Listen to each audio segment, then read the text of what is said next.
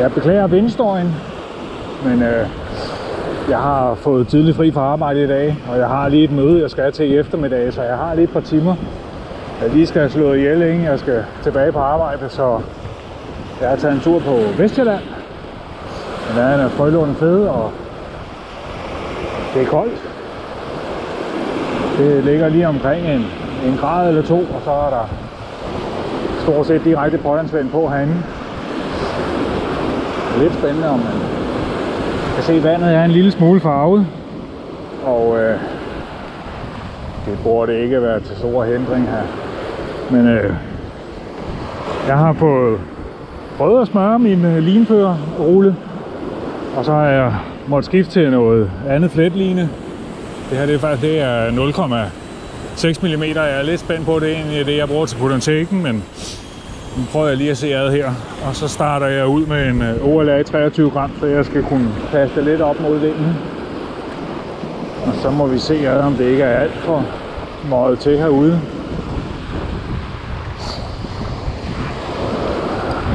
Nu må jeg lægge første kast.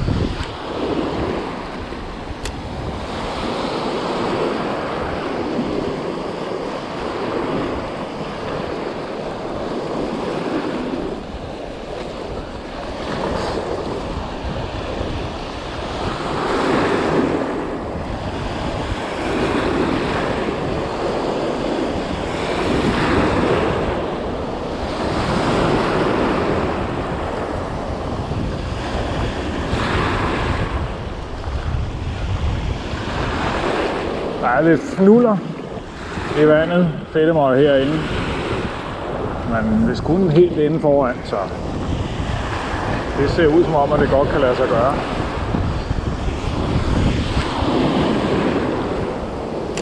Men jeg sgu ikke lige, jeg synes der stod en 2-3 sekundmeter inde på YR, da jeg tog afsted. Det virker som om, der er en lille smule mere end det. Men nu må vi se, om der er til at finde nogle fisk.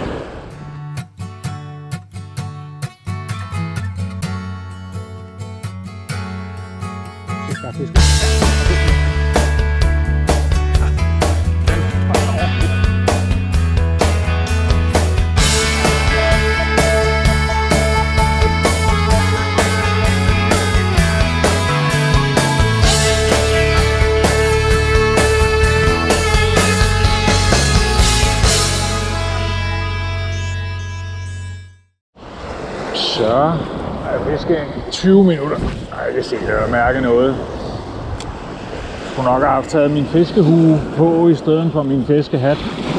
Jeg er lidt kold på ørerne. Det sådan står lige ind. Lidt store bølger, sådan der står herinde på, og man kan ikke rigtig komme ud i det. Jeg tænker, at jeg lige giver det i hvert fald lige kvarter 20 minutter, ellers så overvejer jeg og køre et andet sted hen op på Kongstrup, så får jeg vinden lidt ind på siden i stedet for lige ind i smasken. Måske, hvis man er heldig, lidt mindre farve i vandet også. Det er jo ikke til at vide. Jeg kører i hvert fald lige et lille stykke mere, for det er ikke sådan, så at jeg fuldstændig har opgivet det her på det her spot. Der er bare ikke rigtig været noget, og der har faktisk været sådan okay med, at der ikke har været så meget tang på. Men det er måske også meget godt at prøve et andet sted også, så man lige kan komme ind lige og få varmen i bilen igen. Nu må man gå ud og prøve en gang til. Men det skal lige have et par skud mere.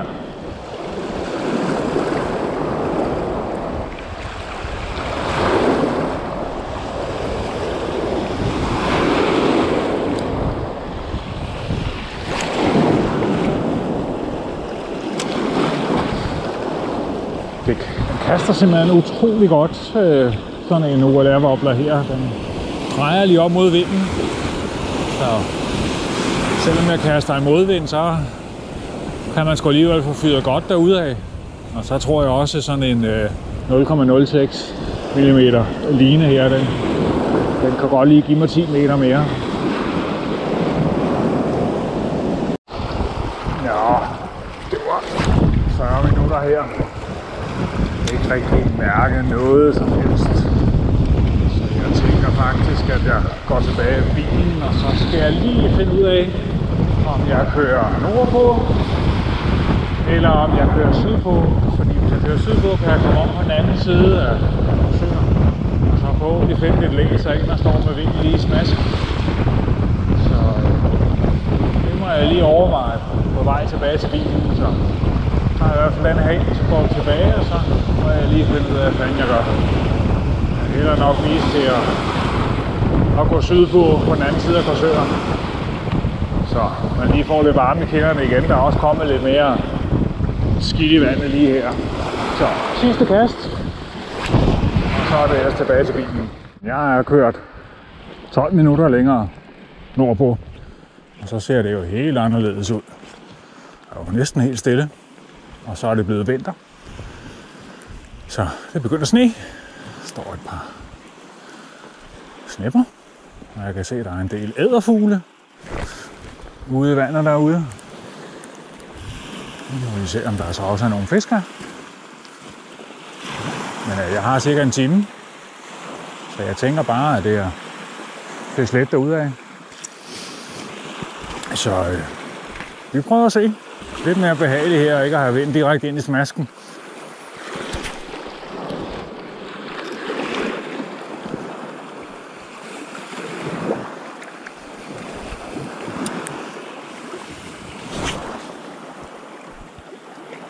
Noget andet at gå i det her, end der hvor jeg lige var. Der er stort set ingen vind her, og der står ikke og småfryser, og blæsten lige omkring ørerne. Det er en lille smule svæv i vandet, så jeg synes jo, at forholdene er perfekte. Altså, kan jeg se derude, at Storebæltsbroen er indhyllet i snevejr. Men det er fandme dejligt og lækkert at lige at gå lige her. Det passer fuldstændig temperaturmæssigt i, at det er sgu til at holde ud det her. Så må vi bare se, om der også skulle være nogle fiskere lege med herude. Det er ikke så tit, jeg fisker her. Jeg tror faktisk, at det er et halvanden års tid siden, jeg sidst har været her. Jeg har kun fået nogle undermåler. Jeg har aldrig fået noget med størrelse her. Så det håber jeg, der kan laves om i dag. Der er sådan en lille sandbælte, man kan gå på her. Og der er måske de der 5-10 meter ud til, hvor at lærertangsbælterne begynder. Der er forholdsvis dybt vand derude.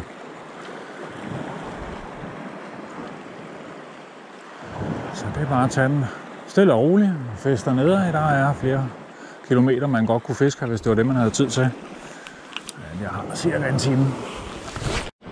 Og så har det hjulpet at lige skille bøjlen ad og tage det lille leje ud. Smøre det, rense det, smøre det og sætte det på igen. Det larmer i hvert fald ikke nu i juli, så det var godt. Så er der ikke noget, der generer jer. Jeg kan godt mærke og høre nu, at der var sgu fisk. Ja. Det er imens man står og forklarer. Nej, den er jo ikke så stor. Den følger bare med nu. Det er da fint. Så er der fisk på pladsen. Det var forholdsvis langt ude i kastet. Der har ikke rigtig vist sig noget i overfladen endnu. Hvad har vi her? En lille havørred. Ja.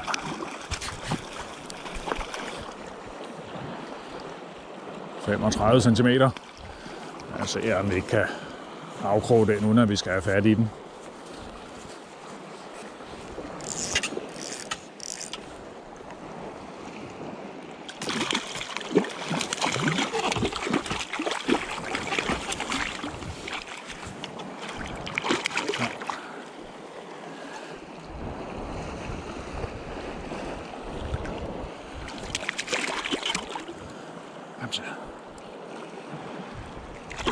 Sådan. Ja, det var da fint. Det er Det var sådan 30 meter ude, så et godt stykke ude. Men er der små, er der vel også store.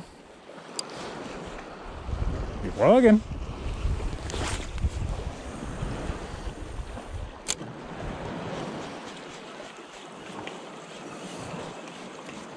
Og så begyndte det at småsne lidt igen. Nå, hvor kom jeg fra? Jo, det var noget med, at jeg havde fået smurt at rense det. Og så det skulle også have så få skiftet over til den der lidt tyndere line her, ikke? Jeg var sådan lidt, om den lige var tynd nok til det her store hjul. Men altså, jeg har stadigvæk baglinen på, og der er jo ingen grund til at lægge flere kilometer på af det. Så har jeg lidt baglinen, der giver lidt tykkelse inde bagved, så det er måske 200 meter, jeg har spolet på, ikke? Så er der også til, hvis der nu går kluder i lorene, at tage lidt af det. Men det var jo dejligt med lidt liv for enden af stangen. Og følger. Ja, det var igen en lille en. Den gik lige efter den lige der. En lille spræl satan. Hold da op.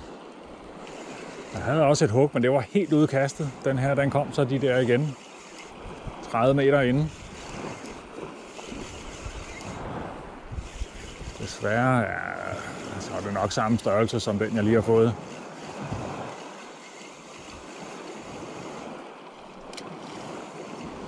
Ja, god gang i den. Er lidt større. Den er sådan lige omkring målet.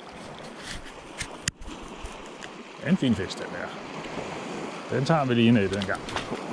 Den giver ikke alt for våde fingre.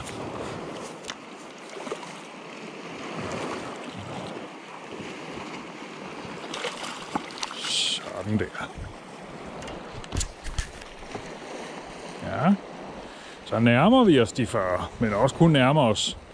Så den skal bare stille og roligt ud igen. Jamen sådan en fin lille sag her.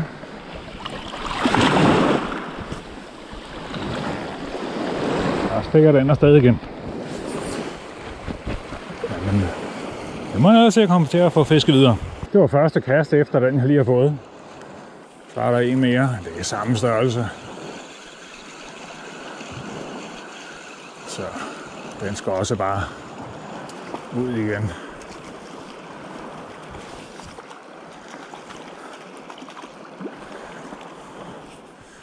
Vi ser, om vi kan tage den med tangen her.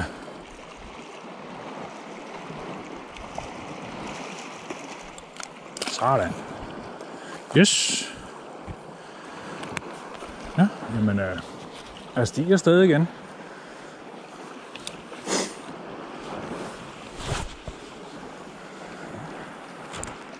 Der er åbenbart en lille stime herude.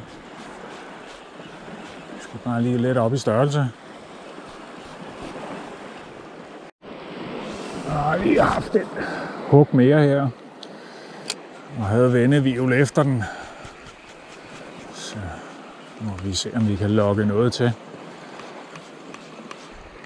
Igen.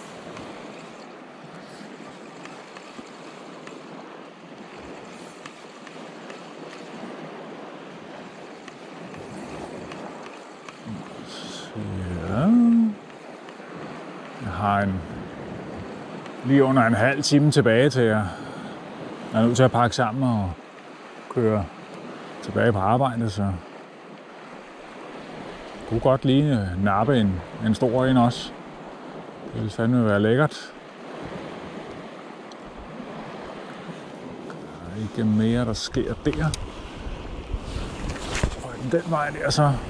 Men der er noget nok at mærke krogen, så jeg får den sgu nok ikke til noget, men jeg vil satse på, at der måske igen var en lille flok.